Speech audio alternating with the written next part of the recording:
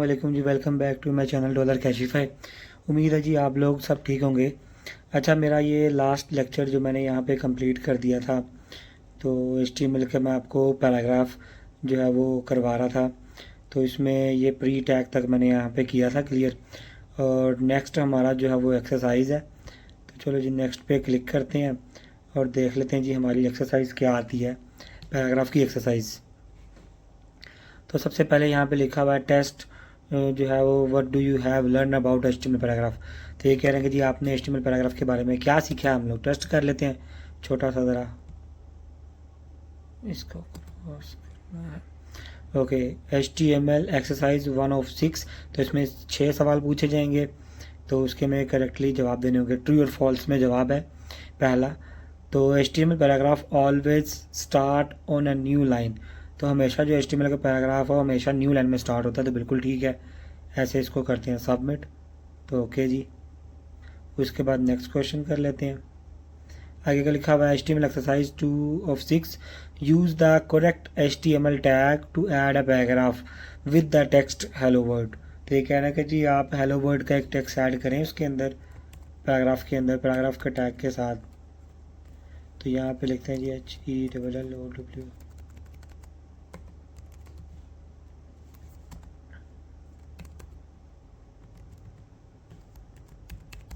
Okay, ये paragraph हमने add कर लिया, सबमिट कर लेते हैं। ये क्या हो गया जी, कहते हैं गलत है। क्यों गलत है जी भाई? अच्छा, वो एक साइन नहीं लगाया मैंने, तो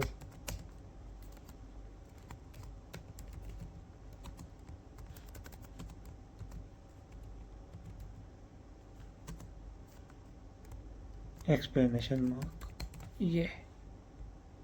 ओके, अब ठीक है, नेक्स्ट करते हैं। और clean up this document with proper and tag. तो प्रॉपर एंड टैग लगा के ये अपने क्लियर करें, क्लीन करें जी। ये लें जी, ये H1 क्लोज होगा, यहाँ पे पैराग्राफ क्लोज होगा जी। सबमिट। ओके, नेक्स्ट करते हैं।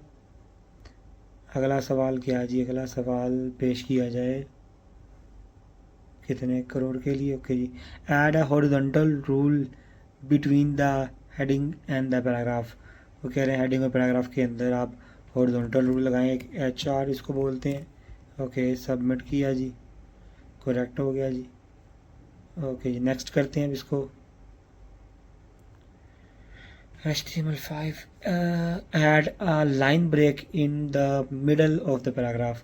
तो यहाँ पे लाइन ब्रेक ऐड करते हैं जी, BR। चलो जी, सबमिट करते हैं। ओके जी, आखिरी सवाल है जी, देख लेते हैं कितने के लिए है। Wrap this poem around HTML tags that will preserve all spaces and line breaks when the element are displayed।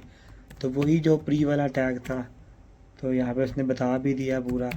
Last हमारा टैग यही था। ओके जी, सबमिट कर देते हैं। ओके जी, ग्रेट जॉब, आ गया हमारे पास मैसेज। अब आगे अगला है कोड चैलेंज, तो हम लोग कोड चैलेंज में चलते हैं। HTML पैराग्राफ कोड चैलेंज आ गया जी। चैलेंज में क्या जी? चैलेंज है paragraph breaks and preformatted text के हवाले से ये चैलेंज है। Test your understanding of HTML paragraph by completing this coding challenge. Okay जी, इसमें हमें इंस्ट्रक्शंस दी गई हैं यहाँ पे। इनसाइड द एडिटर है, ये एडिटर है इनका। तो कंप्लीट द फ्लोइंग स्टेप्स, तो इसके अंदर जो आपको फ्लोइंग स्टेप्स कंप्लीट करने हैं। सबसे पहले पहला जो है वो wrap the first 2 lines in A P element. तो कह रहे हैं पहली 2 लाइन जो है वो पैराग्राफ टैग में लिखें, जैसे कि ये है। तो हम इसको ऐड कर देते हैं जी, ये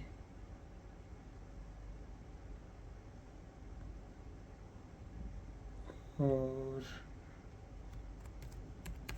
ये कर देते हैं ऐसे।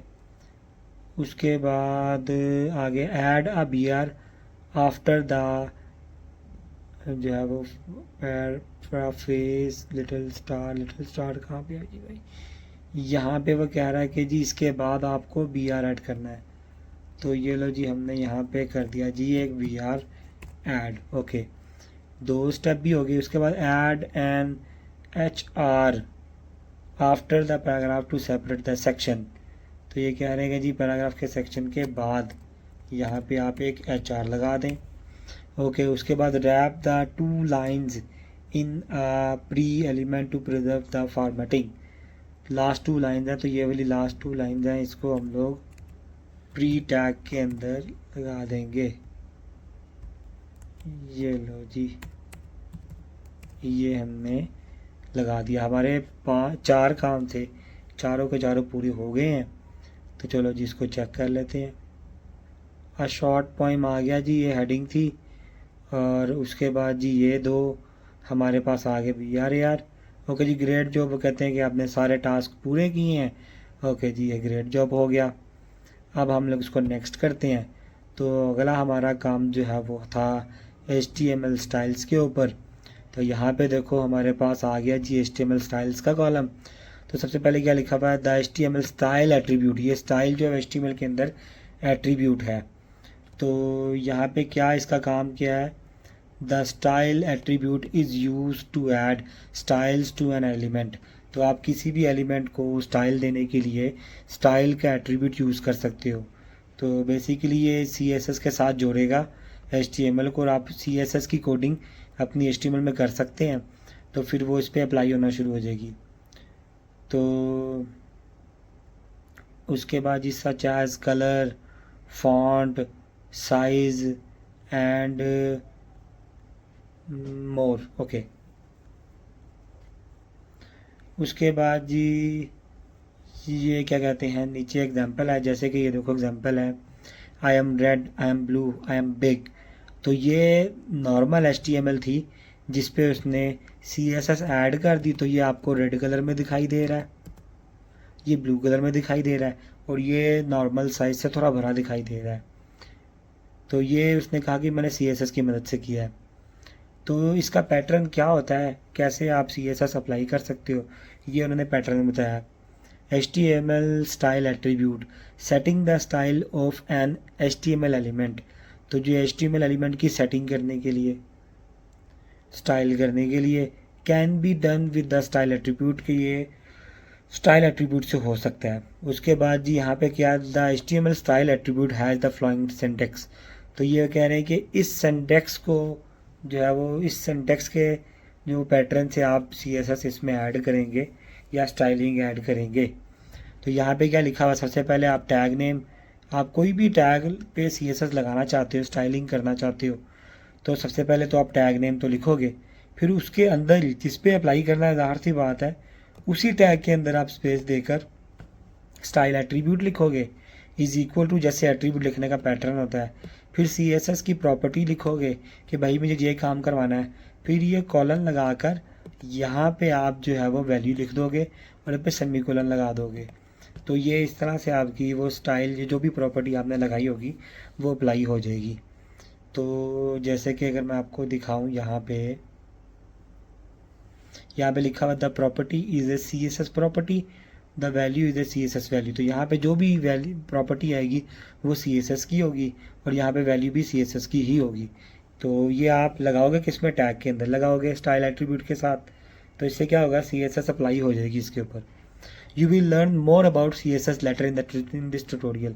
आप जो है वो अपने, ये भी बताना चाह रहा, मैं भी अपनी वीडियोज़ में बताऊंगा कि आप जब HTML पूरी सीख लेंगे, मैं आपको पूरी डिटेल में सिखाऊंगा। उसके बाद हम लोग इस पर CSS पे काम करेंगे। तो CSS भी मैं आपको आगे चले सिखाऊंगा, CSS कैसे यूज़ होगी। अभी सिर्फ पैटर्न समझा रहे हैं कि काम कैसे होता है, वर्किंग कैसे होती है। अब जैसे कि यहाँ पे उसने आपको एक बैकग्राउंड का कलर लगाना बताया है कि अगर आपको किसी HTML के ऊपर अगर बैकग्राउंड कलर लगाना हो CSS के ज़रिए से, तो आप कैसे लगाओगे। तो यहाँ पे उसने क्या कहा, द CSS। तो ये प्रॉपर्टी का नाम आ गया, बैकग्राउंड माइनस कलर। तो अगर आपने किसी चीज़ पे बैकग्राउंड कलर लगाना है, किसी को बैकग्राउंड कलर देना है, या किसी के बैकग्राउंड के को कलर देने के लिए आप CSS की ये प्रॉपर्टी लगा सकते हो। बशर्ते ये कि उसमें जो है वो बैकग्राउंड हो। अगर जिस चीज़ में बैकग्राउंड ही ना हो, उस पर ये प्रॉपर्टी वर्क नहीं करेगी। जैसे मैं आपको आगे चल के समझाता हूँ ज़रा। ये property define the background colour. तो जो है ना, ये प्रॉपर्टी जो है वो, ये सिर्फ ये प्रॉपर्टी का नाम है। तो ये जो है वो बैकग्राउंड कलर डिफाइन करती है फॉर एन HTML एलिमेंट। तो HTML के एलिमेंट के लिए बैकग्राउंड कलर जो है वो अप्लाई करती है।